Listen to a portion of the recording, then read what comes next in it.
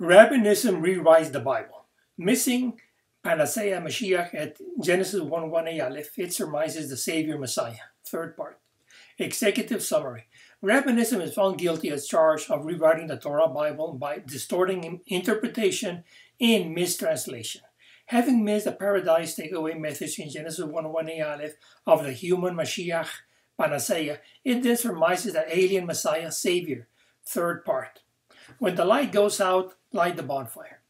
Now that we have a better grip on things from the point beginning in Genesis 1:1 Aleph, let's go to the very end at Deuteronomy for closing with a cherry on the icing of the cake. This takes us to Deuteronomy 44:47, to which we'll now turn. To that effect, let's take one text at a time. The whole Torah teaching revealed to Moses at Mount Sinai starts with confiding us the one takeaway of the creation story in Genesis 1:1 Aleph, Q, without which we're lost in the wilderness of mass space-time. The human saga is a long narrative and ongoing by the way, but it ends in Deuteronomy, which is the point we're in now. It needs to wrap things up so we can take it with us on the long journey of civilization. Quote, the Song of Songs, the Song of Moses in the Parasha Ha'asinu, listen, Deuteronomy 32, 1-43 is poetic. However, in plain verse follows Deuteronomy verse 32 from 44 to 47 with the closing message to civilization. Moreover, in Deuteronomy 32, 48 to 52 to the end of the book, it solely mentions what's waiting for Moses personally. The last parasha, HaBeracha, the blessing, Deuteronomy 33 and 34, mostly narrates Moses' blessing to the children of Israel one by one and closes with his death and burial. So, this takes us back to studying his wrapping message in Deuteronomy 32, 46-47 in the Parasha Ha'asinu. Listen, for our intended purposes of what was begun back in Genesis 1:1 Aleph. Herein, the web is spun into a package with the principal concepts of the primeval Genesis 1:1 Aleph, the takeaway, PaRaDiSe, panacea, and Mashiach. This episode is with emphasis on the text. Allow me to frame the thesis statement for the ensuing discussion.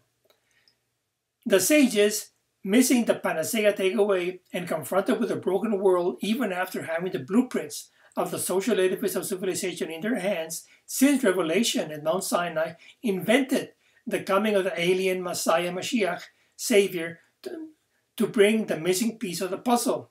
But the missing piece has been there since day one. This is the very point beginning of creation by Creator at A Bereshit, A in beginning of, in Genesis 1:1 Aleph. It's the takeaway PaRaDiSe of one whole S is made of triad parts PRD.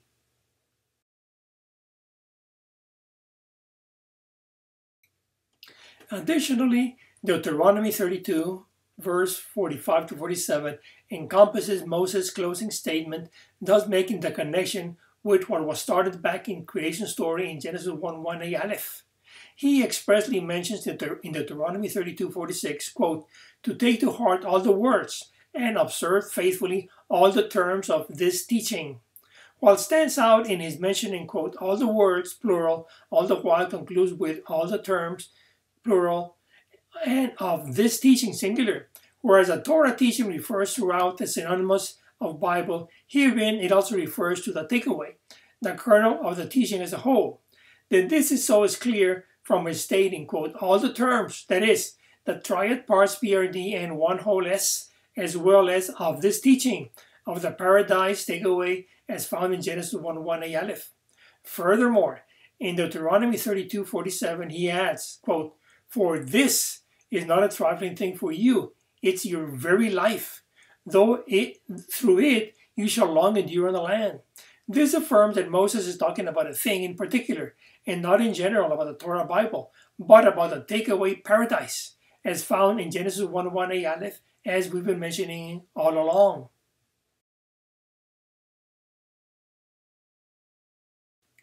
This time, let's focus our attention on the small print in Deuteronomy 32:46.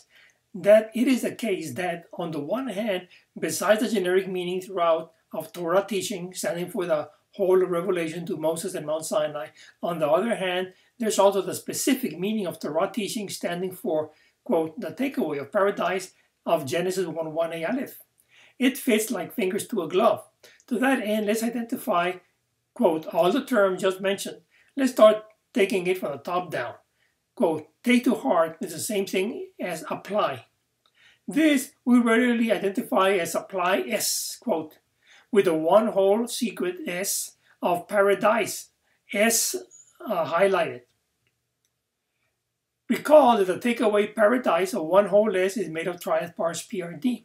Next would come, like falling dominoes, quote, heart D of PaRaDiSe, D in bold, corresponding to our inner self of the spirit as the rise discovered D.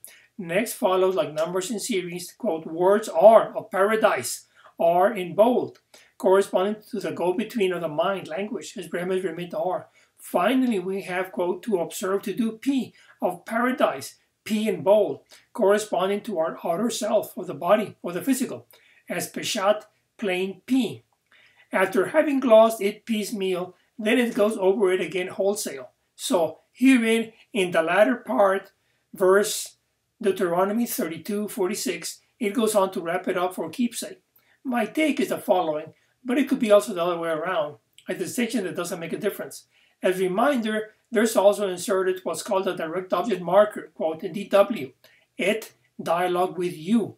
With this in mind is, quote, dialogue with you, or DS, DW, S of dialogue with you, S as above, corresponding to one whole sought secret, S of PaRaDiSe, S in bold. Likewise, it's, quote, words, PRD, but this time altogether as Peshat plain, Remes remit, the right discover, PRD, corresponding to PaRaDiSe, PRD in bold.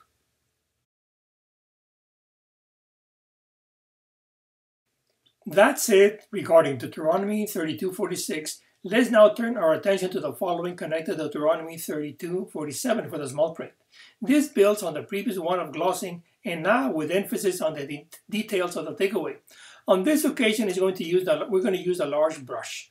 Let's take it from the top for the sake of clarity. The, quote, word is referring to, on this occasion, is none other than to, quote, Genesis 1:1a Aleph.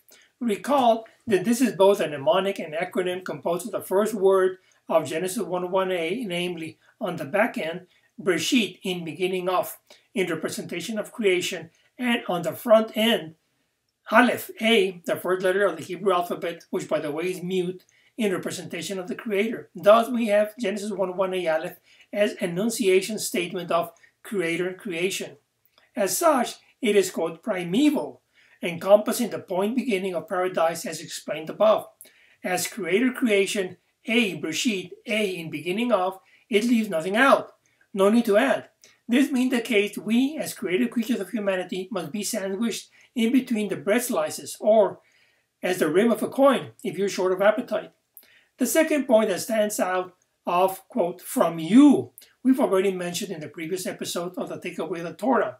This is telling us point blank, so we don't miss it, not even by mistake, that it's already to be found in Revelation. Of course, what Rabbinism does is rewrite it intentionally, mistranslating it as if it read, quote, to you, meaning that it's going to be shipped somehow to you by way of an alien from the future of a Messiah. Ramban, also known as Nachmanides, 1194 to 1270 in Sepharad, Spain, medieval, paraphrasing said, quote, Adam and Eve had the mission of bringing about the fulfillment of creation by carrying out Jiri's commandment. They failed and were driven to exile.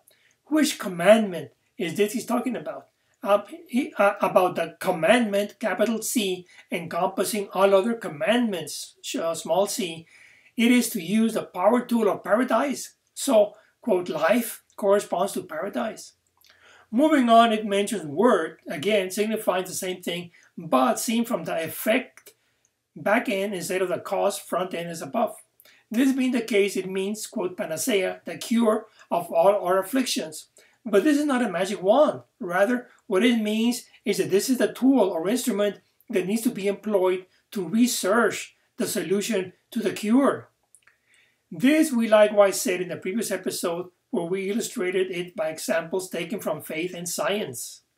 Lastly, we want to be able to, quote, long endure on the land which we are about, quote, to possess.